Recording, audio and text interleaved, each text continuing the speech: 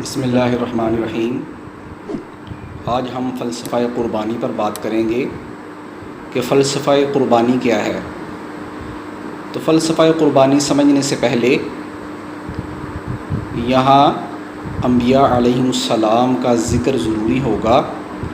مثلاً اللہ تعالیٰ نے اس دنیا میں کم و بیش 1,24,000 انبیاء علیہم السلام بھیجے، جن پر مختلف آزمائشیں آئیں۔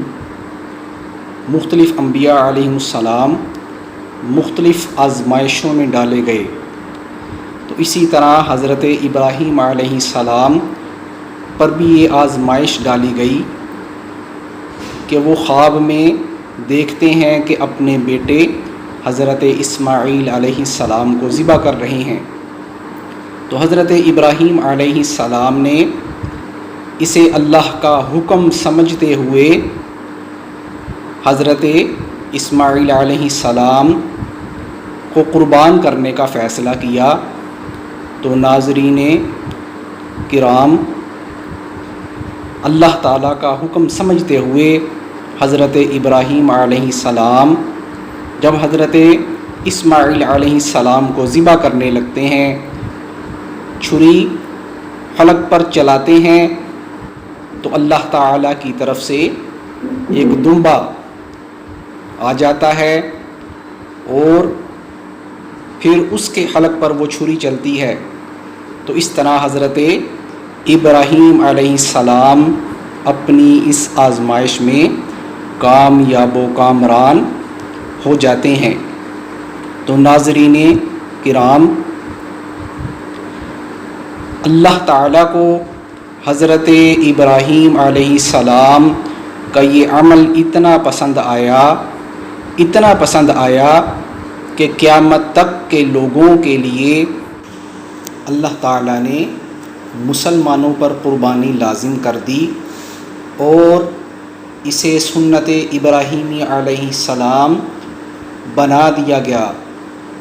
جو لوگ آج صدق کے دل سے قربانی کرتے ہیں، وہ در حقیقت سنت ابراہیمی کو زندہ کرتے ہیں۔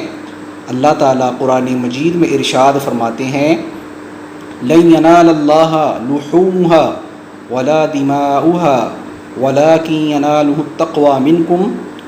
ترجمہ سماعت فرمائیں، لَن يَنَالَ اللَّهَ لُحُومُهَا، ہرگز اللہ تعالیٰ کو قربانی کے جانور کا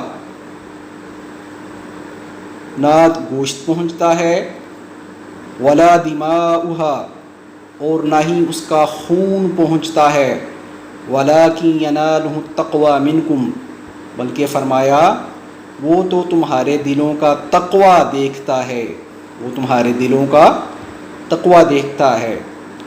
تو حضرات گرامی، قربانی کا فلسفہ یہی ہے کہ جو لوگ اللہ تعالیٰ کی راہ میں صدق کے دل سے قربانی کرتے ہیں بغیر کسی نمود و نمائش کے، تو یقیناً اللہ تعالیٰ ان کے دلوں کا تقوی دیکھتے ہیں۔